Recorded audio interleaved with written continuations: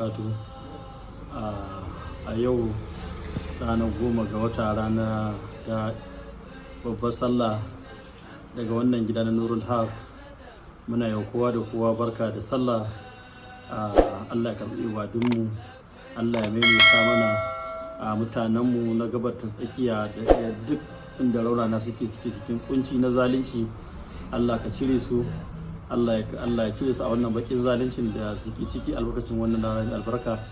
A madadin ni kaina da Abba, Maman Basma, San Annabi, Ali Suwaga, Honorable Falalu, Sharif Musan, Sharif Jalaluddin, Sheikh Al-Mansur, Lamido, Mudassir Nasir, Mr. Man, da dukkanin membobi na wannan admin Malam Musa Santarakin Fali, Malam Musbahu, Malam MD, da dukkanin manya-manya da mabiya na wannan gida.